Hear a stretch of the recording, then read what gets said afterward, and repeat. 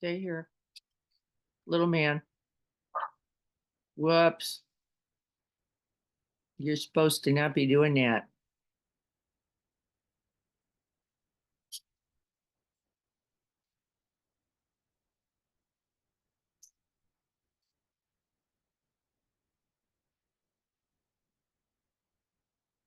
Oh my God.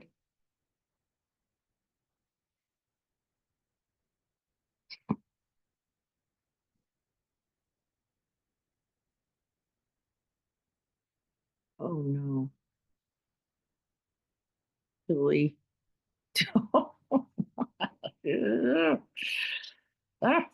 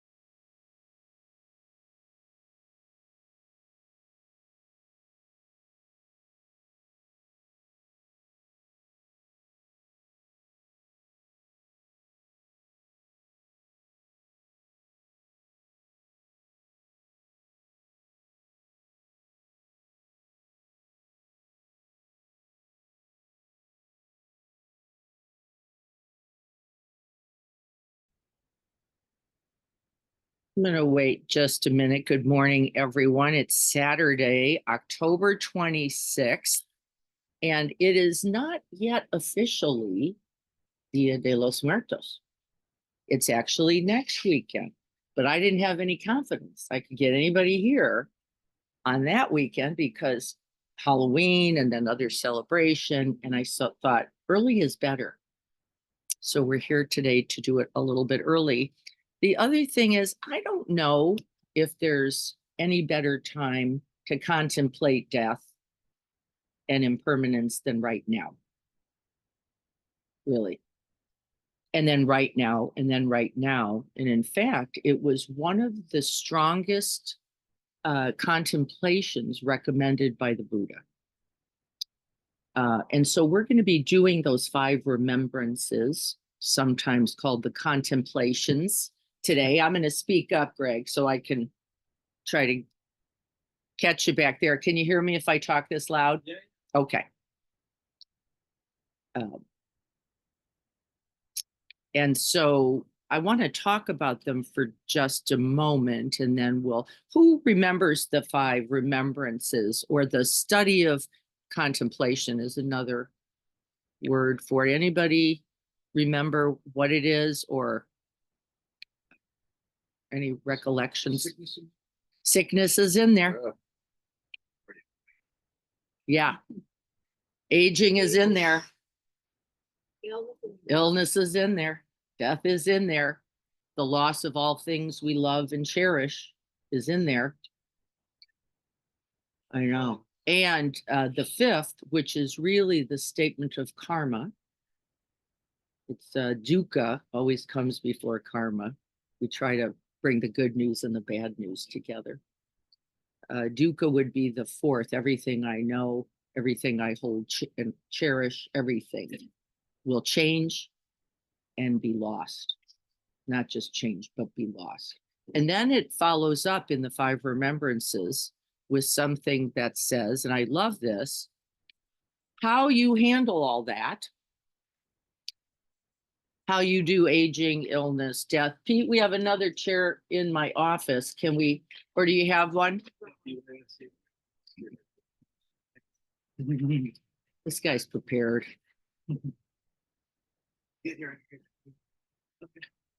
Just watch the candle wherever those might be.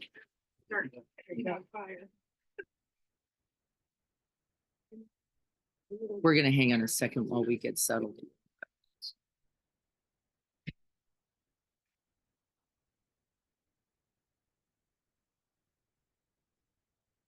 So this particular sutta, study of contemplation, the 5 remembrances, we already named them, right? Aging, illness, death, the loss of all things loved and cherished, everything impermanent. This is the nature of dukkha. And the 5th remembrance is the one of karma. We're going to talk about that one particularly. Now, we often don't spend as much time on that as we do the other 4.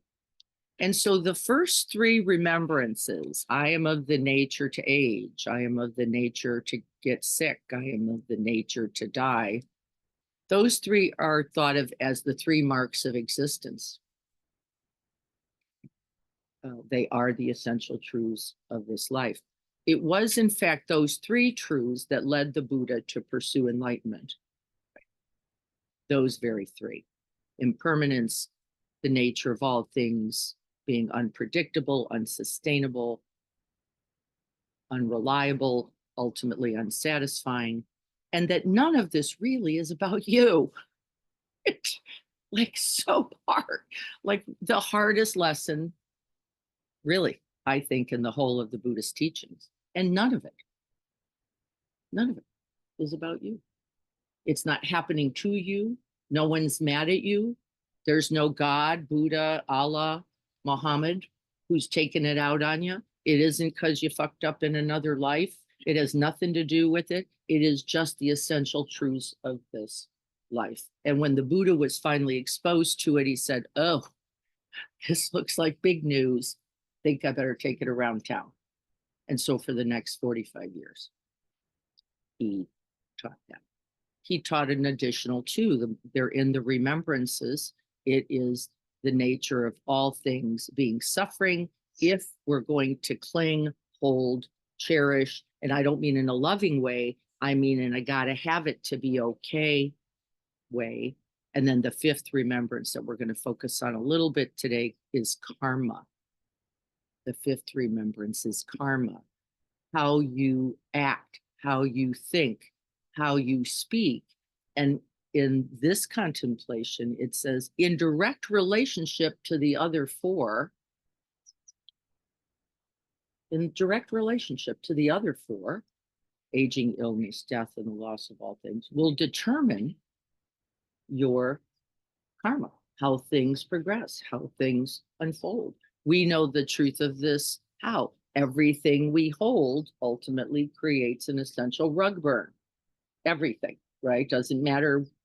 My eyebrows the other day, I noticed, like, wow, they are literally just, they're over here now. They used to be over here. My mother would call me Groucho Marx. She thought that was funny. No, but now they're like they're disappearing right before my very eyes. How I work with that will determine something about my very next moment and the joy, the ease, or the suffering that is in it. Does this make sense so far? Is there anybody who goes, I don't even know what you're talking about, and I really didn't want to be here today? Didn't really want to be here today? Yeah. By the way, we were working on bare attention and concentration over the retreat, and we're still holding to that a little bit. This is considered a concentration practice. Little interesting, considered a concentration practice to be recited, repeated, and remembered every day. We have done this work before. We've been on We Croak as an app where we get beautiful messages of impermanence for anybody who has it. I think it's 99 cents or it's very inexpensive. It's a no big deal. And bless you. And what folks like Brother David Stendhal Rass says is this is a path to true happiness. This reflection, this remembering, because then the only thing that is likely to be its result is actually not disheartening grief, but actually gratitude. Like today's okay, I'm here.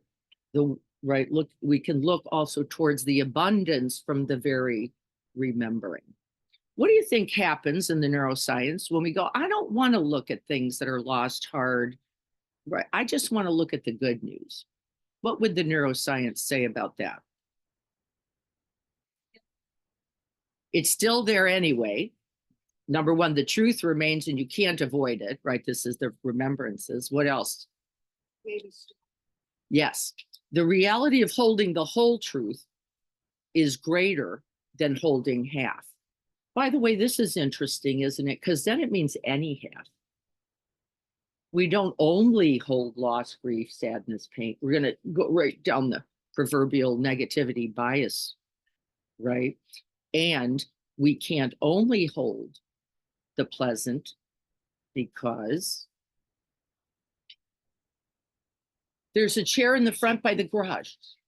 Oh, you've got someone. Oh, yay. Oh, thank you, dear. Why? Why can't we just hold the pleasant? Because we keep trying, folks. We keep. Yep. No matter what, right? No matter how good it is, no matter how tasty, no matter how sexy, no matter how, right? It cannot.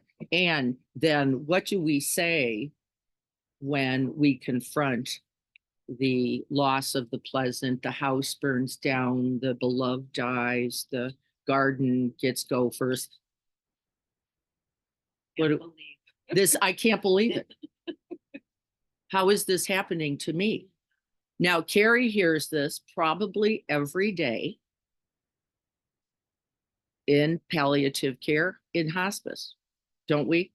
How could it be happening? Right? This is our essential cultural and to some extent universal tonight. Where we deny, we will suffer. Right? And so I'm not saying this is the only truth. I'm not saying it's the only thing to recite, I would also do a gratitude list and get outside and remember the blessings of a day, and that you got feet that got you out there and there's a sky still, right? I would say both together would make for maybe something close to a perfect practice in contemplation. Okay, everybody on Zoom, get the sense of this as well. Robin, yeah. If you're only doing the 5 contemplations, I think it could pull us into the negativity bias, except for the 5th. It's why it's there, except for the 5th contemplation. Except for the 5th. It is there, really. Can anybody sense that when we would do it? See if you don't notice. The 5th is really there to cheer us up. Like, it's okay, because how you do that will have everything to do with the truth of suffering and the cause to its end. So we don't have to worry. It's right there also for us. It's not just bad news. Today, I often use Thich Nhat Hanh's 5 Remembrances. He did a beautiful version, but I actually decided today to go straight to the sutta.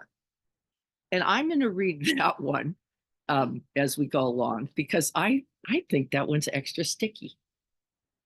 Like, I think it has a little extra, don't do it. Just don't do it. Just let go. Because as long as you hold on, you're going to hurt. Okay. And so we're going to start with our bare attention practice first. Remember, this is still a contemplation, reflection, and concentration practice. So, and then I have some pens and some index cards. We might write this down a little bit. Yeah. 8:20, somebody just give me a signal and we'll get somebody to go. The oven's on. I just got to get those things in. You? Yeah, they're in the freezer in the top shelf. It's a little pull out, and they're just 4 little boxes of puff pastries. It's already heated. It's 15 minutes, so I figure that'll be good time. You know, we have to straighten out the party stuff too. It's, you know, serious stuff. Okay. And so in our bare attention practice, we establish the body with very clean intention and a lot of alertness and a lot of stillness in concentration practice. The stillness part's fascinating to me because the teaching says every time you feel like moving, that would be an opportunity to check in on the truth of suffering. Every time your nose is a little runny, you get a little itchy, there's a little bug that would be an opportunity to check in on the truth of suffering and its cause. And so in the Zen tradition, you stay still and suffer extensively because everybody wants to shake. But so we're just going to be as still as we can. We're not going to be immobile. It's not fair or right, especially as we establish.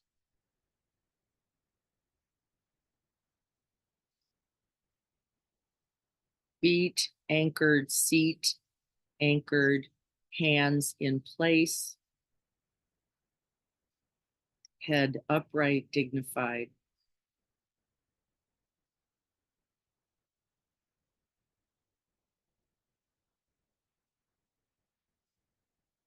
And then in a moment of stillness, you begin to notice that you're breathing, but we're going to breathe a very particular way in concentration practice.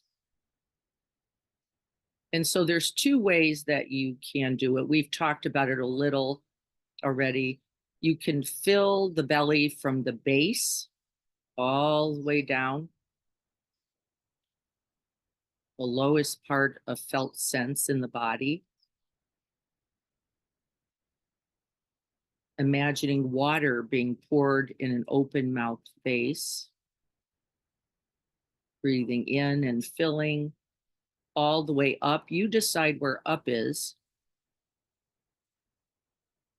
And then there's a brief pause And the instruction is to actually hold it, but we don't want to tense the body. So it might be for a half a millisecond.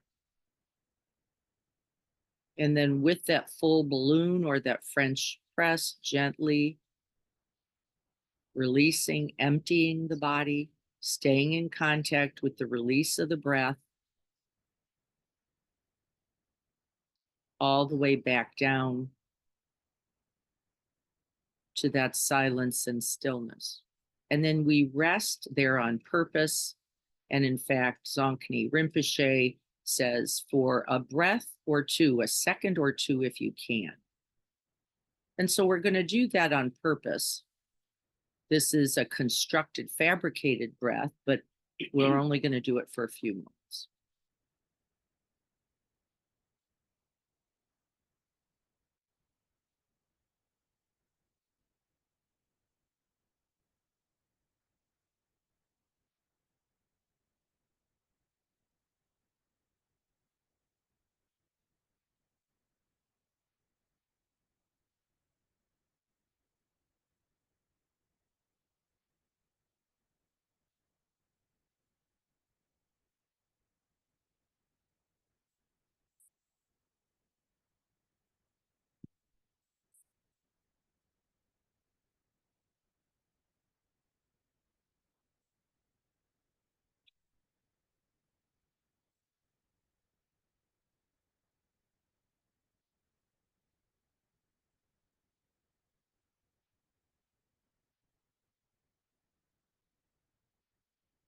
Filling and emptying, staying in close contact.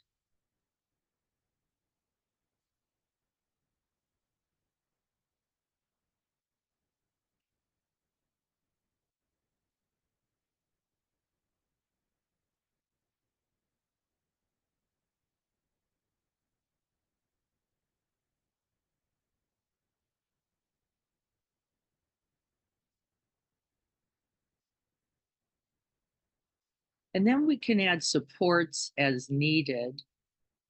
You can count the breaths, one at the beginning, ending with one at the end for several breaths.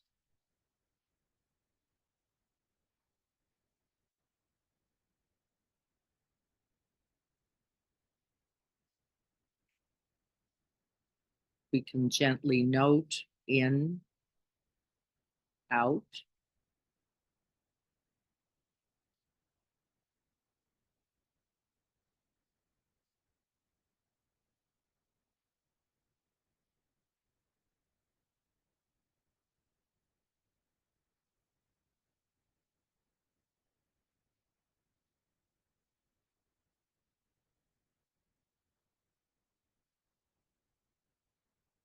Or you can gently move a finger up with the in breath, little press with the out in time to the breath.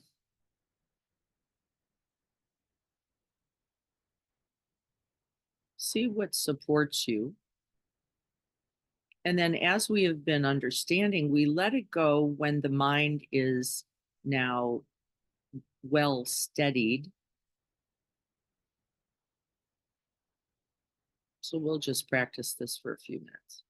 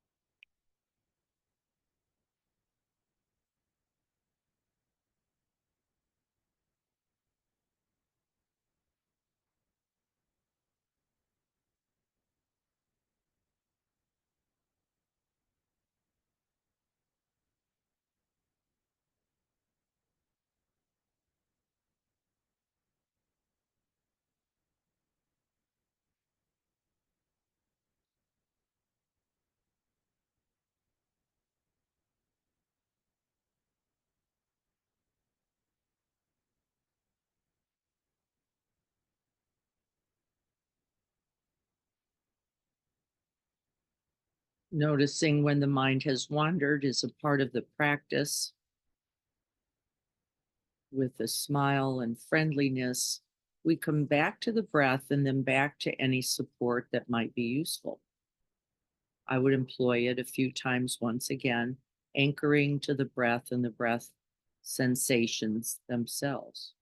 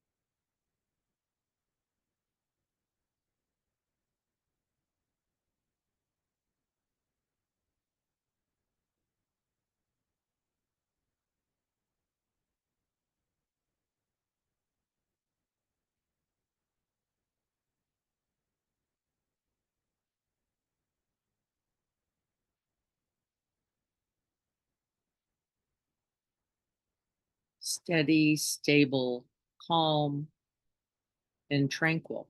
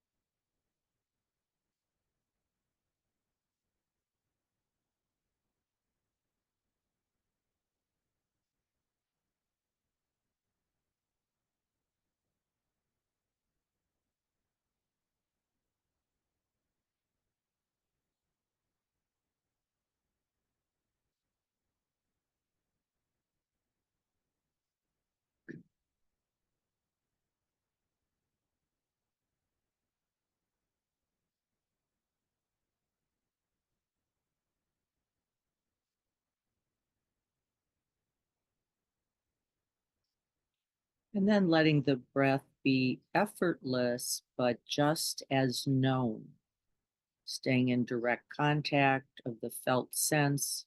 But you may even notice that the breath becomes a bit larger, not in a tight spot, but a little space and room around the breath without being lost in sense objects, in thoughts, or in emotions.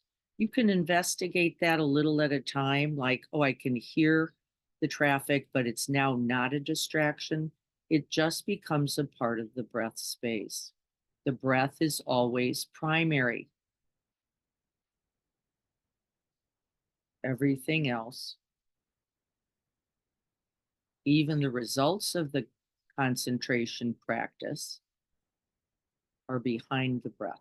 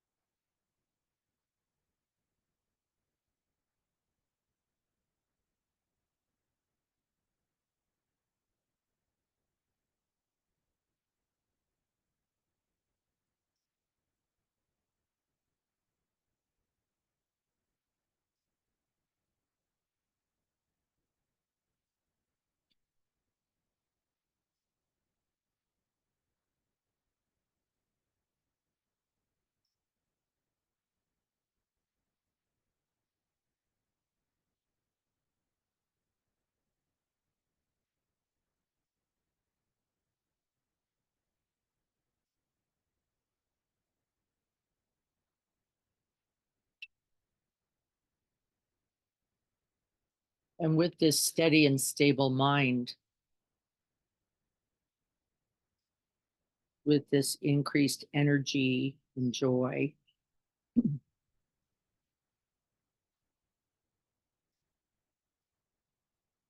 with the release of all objects but the breath. This is a bit of a practice of renunciation. I will offer the 5 contemplations.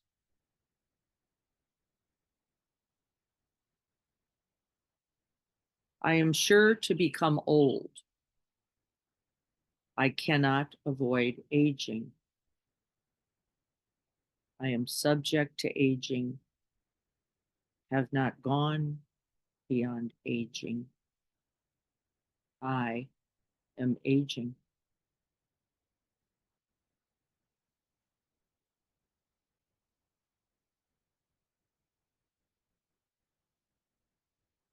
You can just use the short reflection at the end. I am aging. I cannot avoid aging. Aging is inescapable.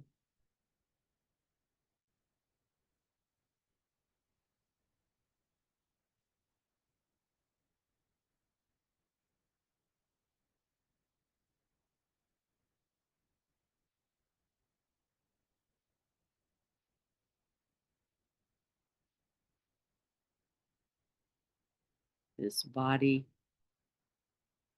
is of the nature to age.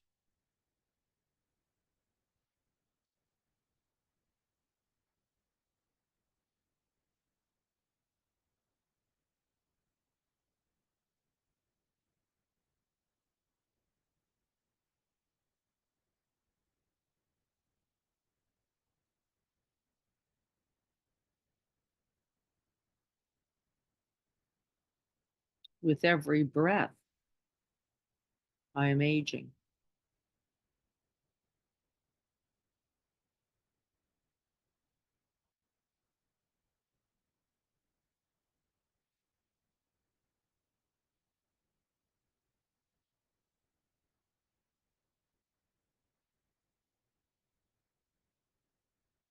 And in a contemplation, we not only recite, remember, we breathe it in, and we let it be known by both the mind, the heart, and the body.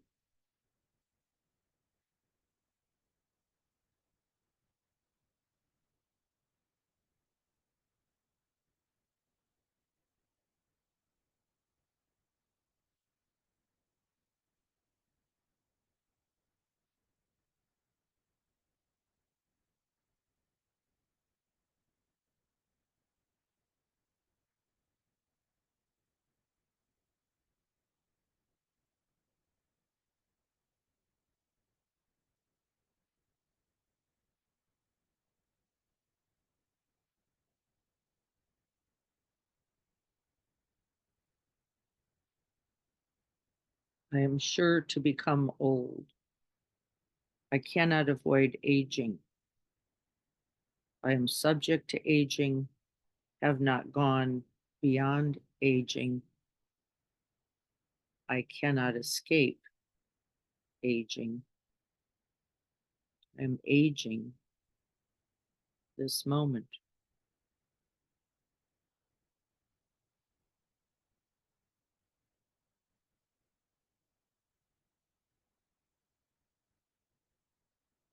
If you're not in the contemplation, in reciting, remembering, come back to the breath.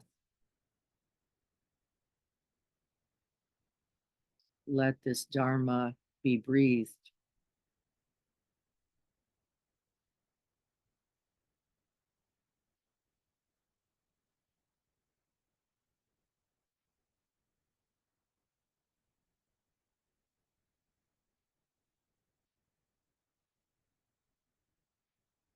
And then the second contemplation.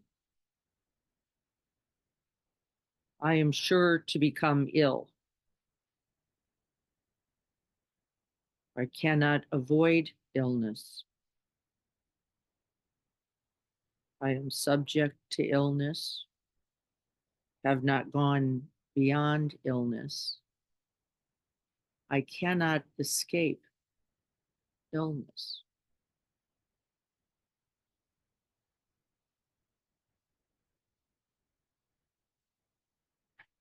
I will become ill.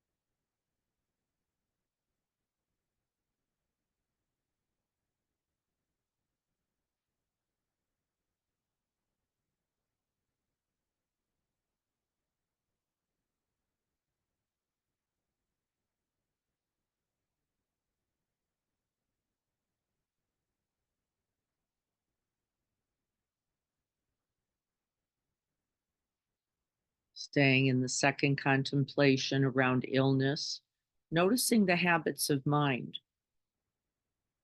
Come back to the breath, reestablish your steadiness, and then open once again to the recitations. This body is of the nature to be ill.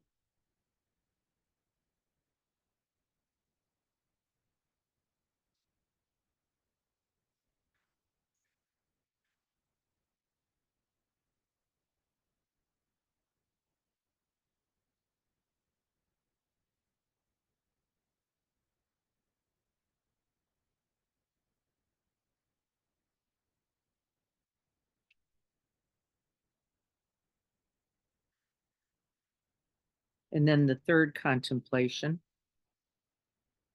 I am sure to die. I cannot avoid death. I am subject to death, have not gone beyond death. My death is inescapable. This body is of the nature to die.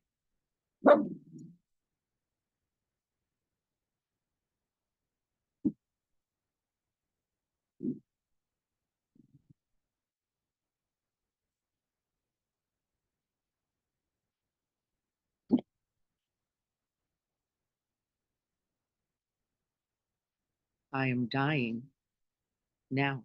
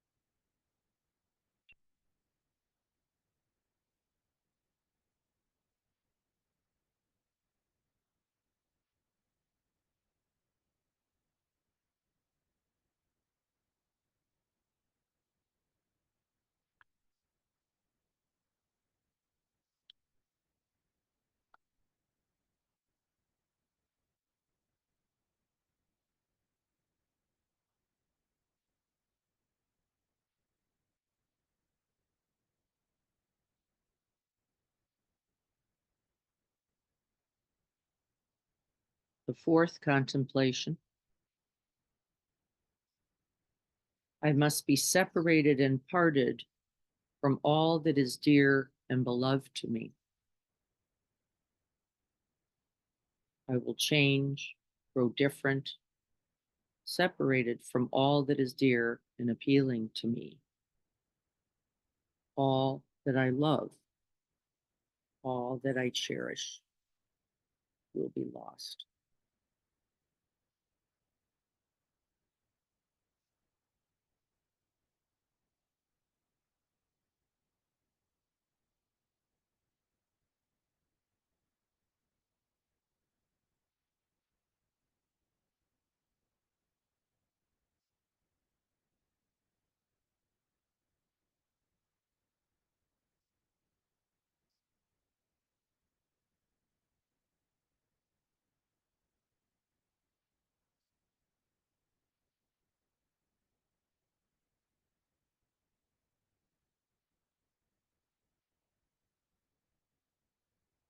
Noticing the response of the body, letting it be as it is, feeling for yourself. We understand that these are hard contemplations, and we do our best to continue. The path to the end of suffering is in the reflection, not in its avoidance.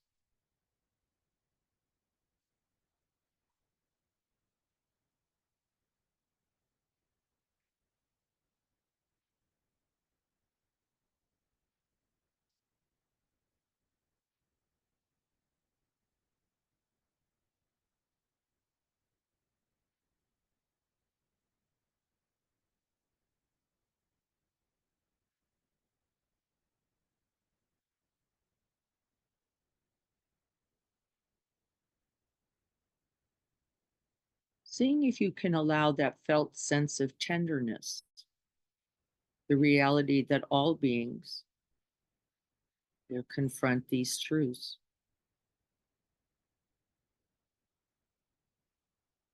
And we feel for ourselves and for them.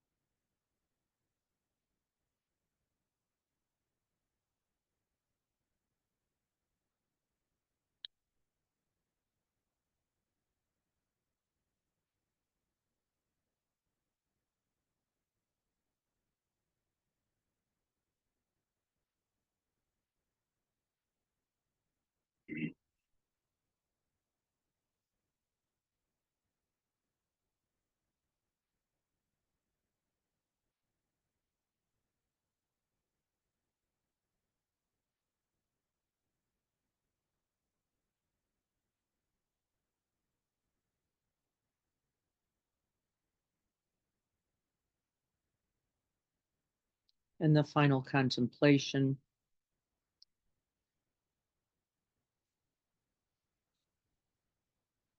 I am owner of my actions, heir of my actions, born of the womb of my actions. My actions are all the ground upon which I stand.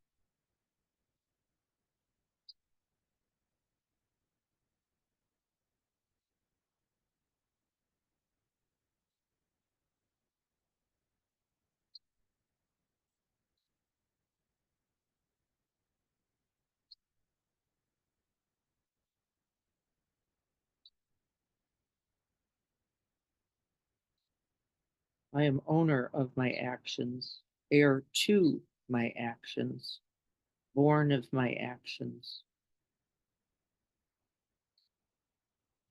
All that occurs is related to my actions,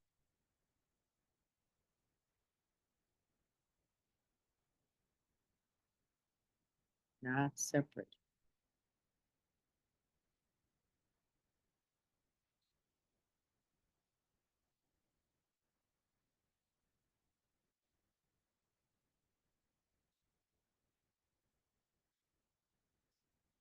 My thoughts, words, and deeds are the only ground upon which I stand.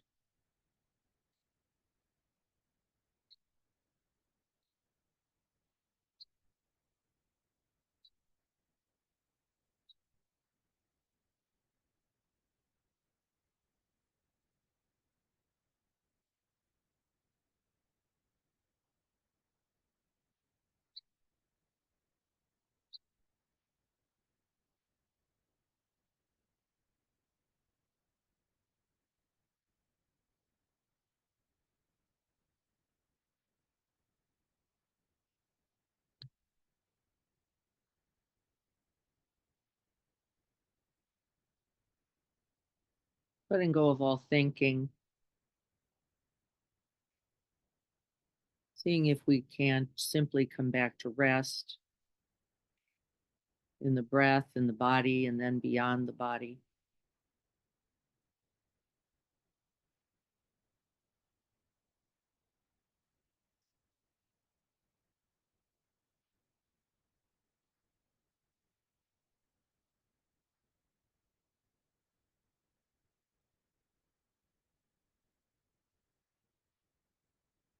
Remembering that we share these truths with the whole of humanity and beyond.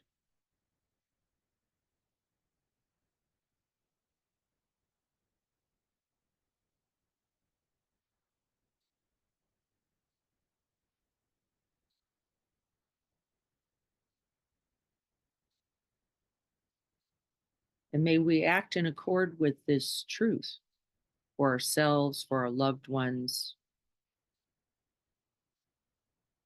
for those we care about, for those we know, and for those we don't know.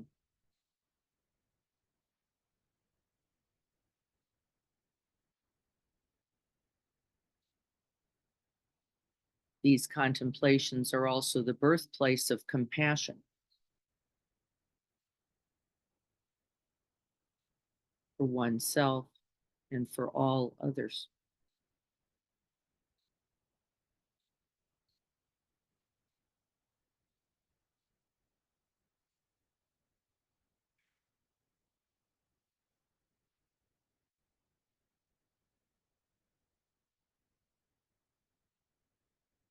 May it be so.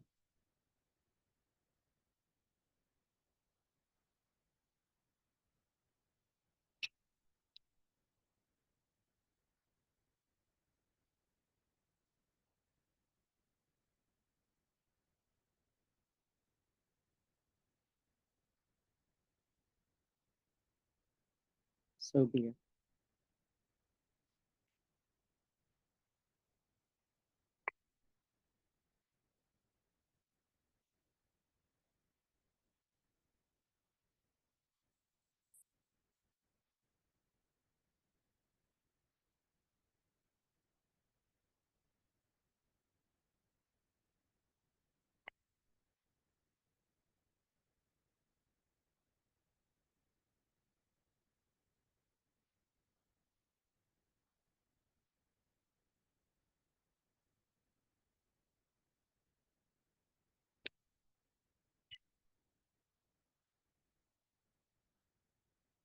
Lisa, it's perfect timing.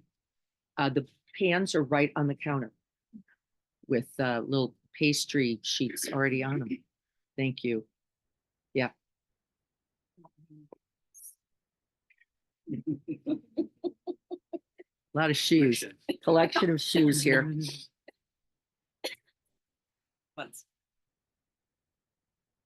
So good news, bad news.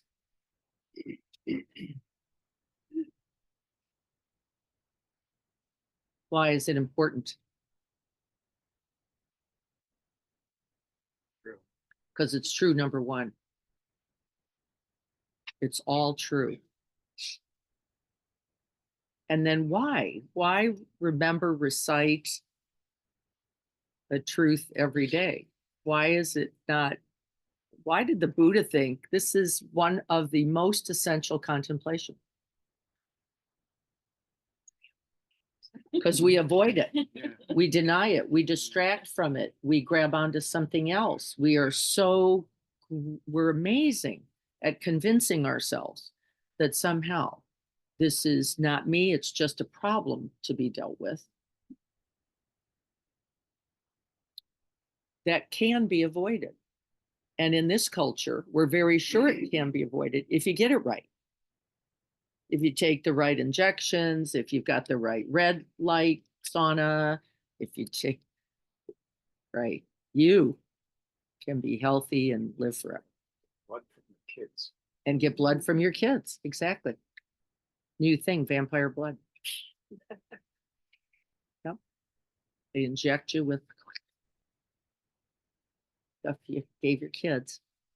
But the Buddha, I guess, somewhat of a disadvantage in that for the early part of his life. He was sheltered. That's exactly right. He was sheltered completely from it, as we understand it in the parables. You know, I don't know about the historical reality. And then, in fact, there's something that further accompanies this contemplation. It's called the five angels or the five invitations. There's a couple words for them. Does anybody know what those? Franco Staszewski wrote a very lovely book about this. The Buddha goes out and confronts all kinds of people as he comes to these truths. He sees an ill person, an aging person, a sage, a wise person, a dying person, a dead person, a corpse, and a criminal. And he sees a criminal, right? And each brings an important message. Each brings in this, you could, and again, very consistent with, and by the way, I don't think it was just a criminal. I think it was an affluent, doing well criminal. Like, this is a criminal who has not served the consequence. This was not about justice. It was maybe in the face of injustice, let's say. Why would that be the fifth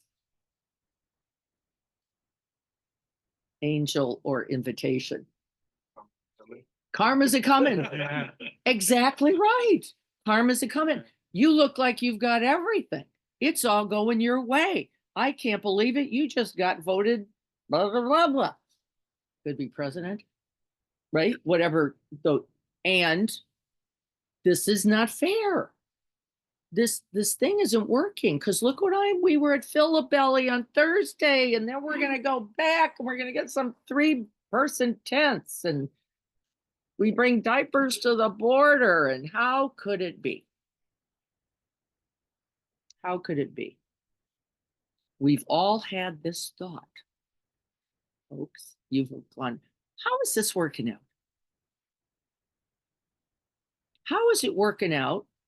This just happened for me a couple years ago, and it was a very painful situation because of the stuckness in this reality. A woman whose son got in a car as the 6th kid jumps in the back of the Jeep. And what happens? Right here in Carlsbad, and that kid falls out in the accident and dies. And she says what we would all say. How come my kid? This thing rolled, it went into another lane, right? And everybody lives, but not this kid, right? And we all have this moment. I'm not right. We all have this moment, don't we? Like everybody, it's working out for everybody except me. And that's the egoic small mind story, isn't it? This shouldn't be happening to me. It's not right that it happened to me. And we do it about, times. And that you know something about that is very important. Know something. And then go back to the 5 contemplations. Everybody is of the nature to age. Everybody is of the nature to be ill. Everybody is going to die. Everybody. People you like and people you don't like are going to lose everything. And they too are heir to their actions, born of their actions. Their actions are all that they stand upon. And then it kind of rights the ship, doesn't it? Doesn't it? Can't you feel that? Like, I don't have to like anything about this. I get to grieve exactly as is right to grieve, right? Because that's a part of the nature of this human life. You're not supposed to go, oh, well, this is no improvement. This is not an improvement. Yes. Born of our actions. That means we've come from karma as well, Dan. That karma is not only being made and realized this moment, there are many moments before. In fact, one might say all time, that you are born of your actions. You are conditioned by them.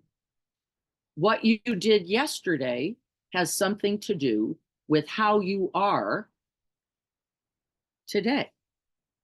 What you did 10 minutes ago has something to do in a real way, right, with how you are right now. Is it true, Dan? Yeah, isn't it true? Isn't the answer to that question then even? And your response to that going to determine now, right? And now. And it's true. So whatever else you think about the metaphysics of karma, you don't have to go that far. You could just stay right here. Nowhere else to go. Nothing to believe. Right, said the Buddha himself. Nothing to believe. Which I also love because then we don't have to worry about who said it, right? The Dharma is everywhere. Right. And the reason I'm saying this is because the other day I was talking with someone about this and they said, oh my gosh, the Buddhists, they're so depressing. And I went, oh no, this isn't Buddhist. You're going to die too.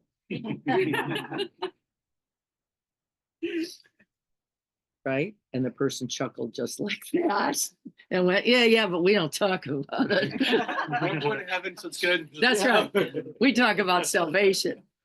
We don't talk about this. We got a whole other trip planned. This is where we're going. And we like to talk a lot about that. I don't want to focus on this.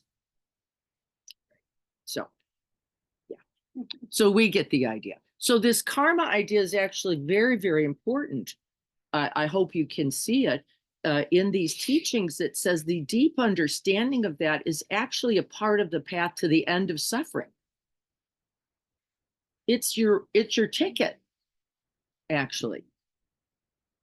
Now, this is very consistent with most spiritual traditions, isn't it? When you say, you would say that how I do this is going to have something to do with that. Right. Anything else we want to say about this? You get this idea. A lot of people don't understand that fifth contemplation is karma. I don't know how it doesn't click in, but really, it isn't. We use karma a lot. I think this is part of the reason we use it a lot as the bad news, don't we? Like karma's a bitch. We don't recognize the beauty of karma, the salvation of karma, the heavenly kingdom, I would call it, of karma, right? That this is the good news, because how I choose to think, speak, and act is going to direct me with consequence. Oh, okay. We have them all out now. I think it's rather, it seems to me that really the reality is everything is Everything. the whole universe runs on karma. Yes. That's right. And it's us that made it stand. That's right. Right. We have constructed the concepts of permanence with no evidence anywhere. This is truly amazing to me and psychotic. Really, isn't it? Like what? And this is why I love the tradition. This is why I love Dia de los Muertos, because we're going to celebrate with the truth, acknowledge the truth, right? Hold the truth close, not, if you just could put makeup on them and stick them somewhere quick, we could avoid this, right? It's the way to be close to the dearly loved, even after they have passed, in a way that is true also. Isn't it? Isn't it true? I'm going to be closer to my dad today, and hopefully all week as I call him to mind and light a candle in his honor. And I would recommend that we all do that. And then I want to be someone who's remembered like that. And that's a part of karma. I want to be someone who's missed, who's loved, who's celebrated, who meant something, who contributed something, right? And so we do that for all those reasons, right? And I want my children to remember all those as well. And so we right, enact, impart the celebration. My oldest son, it'll make me cry, but it's worthy. I was telling my youngest, Tanner, yesterday that we were going to do this today. And he said, yeah, that makes me sad though, because I have never felt as safe or protected as when Grandpa was here. And I just said, that's right. And it gets to also be sad in its celebration, right? It gets to be sad too. So we don't take half of it, right? We don't just go, and right, we do both. This is the beauty for me of Dia de los Muertos. It's non-dual. It gets to be it all. The pain of it, the grief of it, the joy and the beauty of it is all here. and the colors and the help us remember.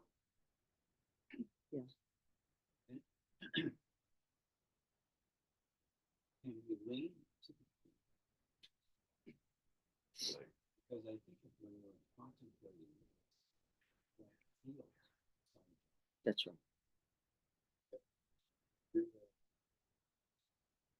That's right.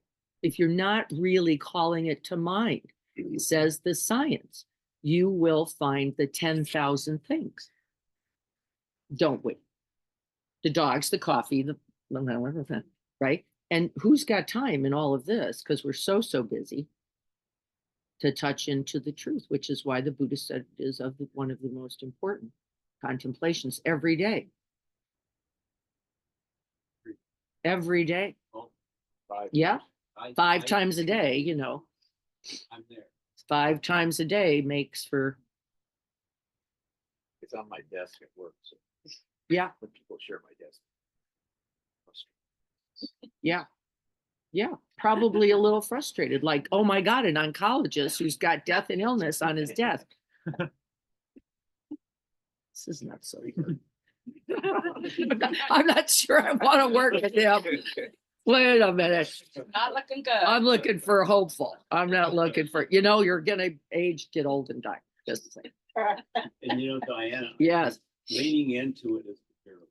that's right. That's when you That's right. And the reciting it then makes you a warrior because you are leaning into it. You're not avoiding it. You are already a warrior and already fearless by the contemplation of it. Right? How beautiful is that? And then you can be joyful and tender. Can't you? Don't you feel more of that? All of it's true. More vulnerable, more joyful, more grateful, more tender is its result. Who wouldn't want to start that day that way?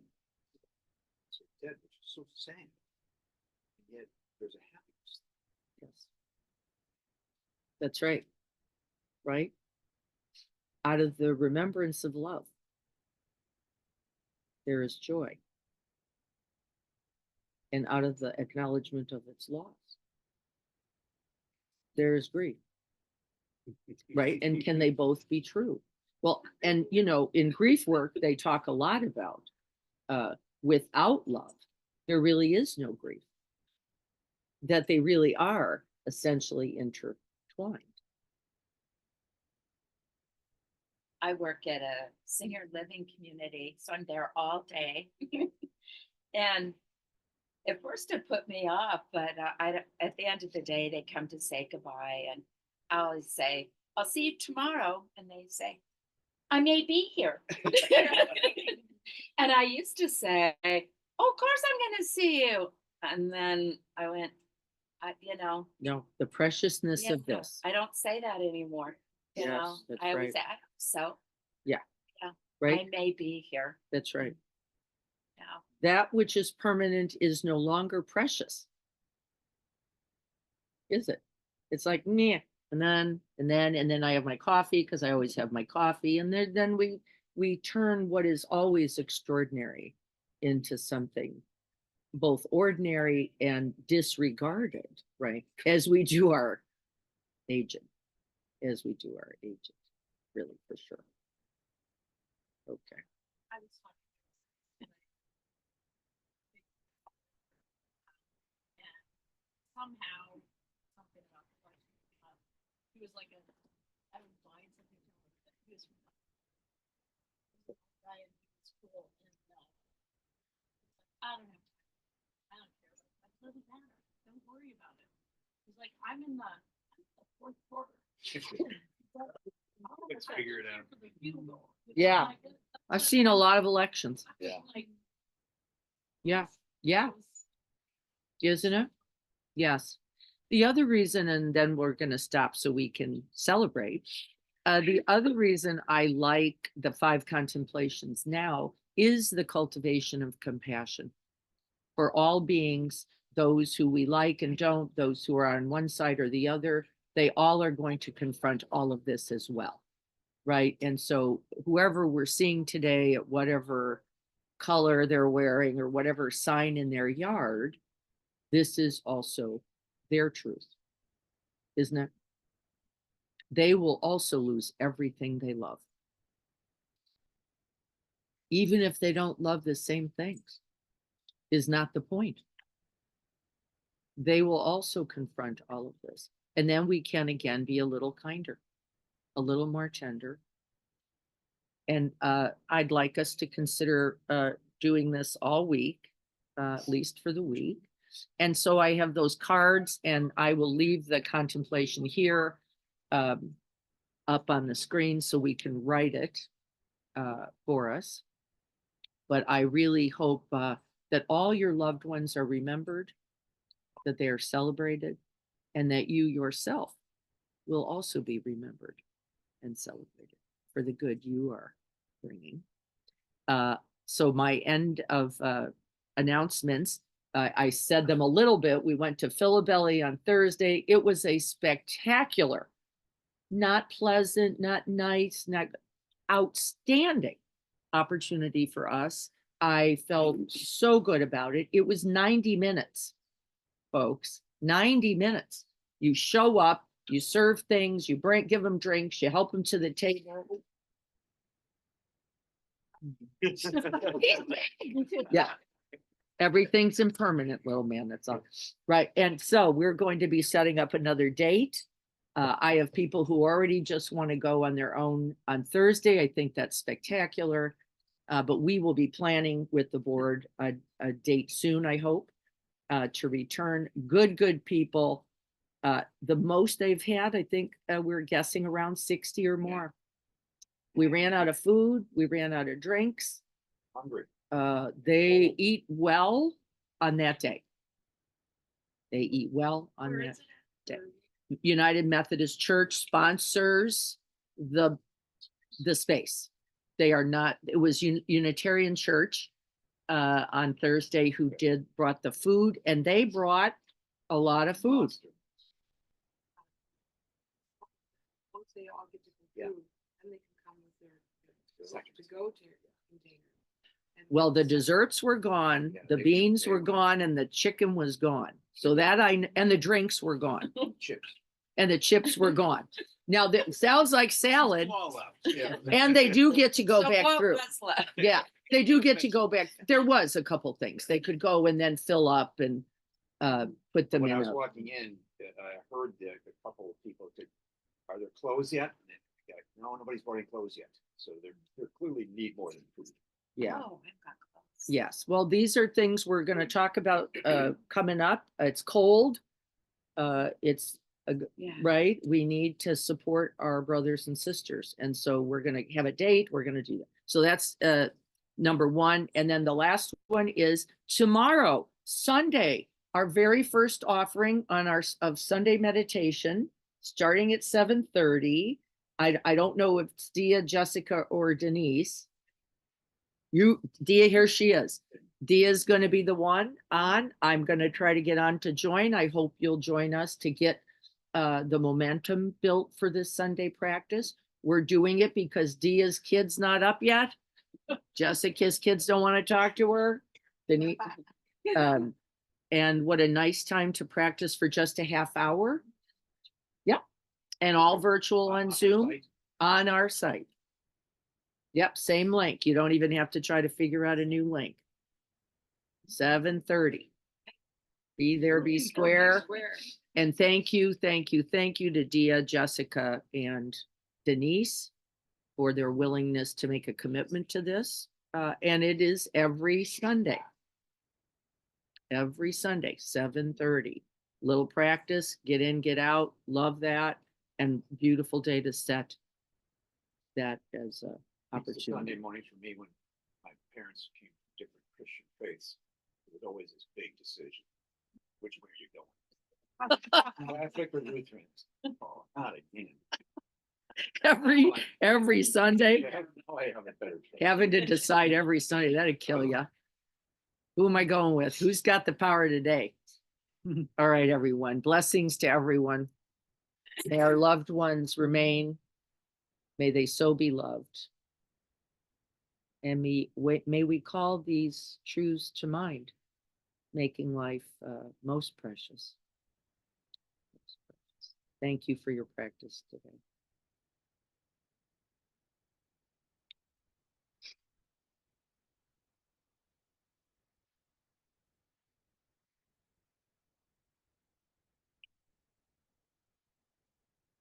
Thank you. Thank you, everyone there. Robin, thank you. Margie, Leslie, good to see you. Thank you all. Look forward to seeing you soon. Be well, everyone. Hunger was creeping in.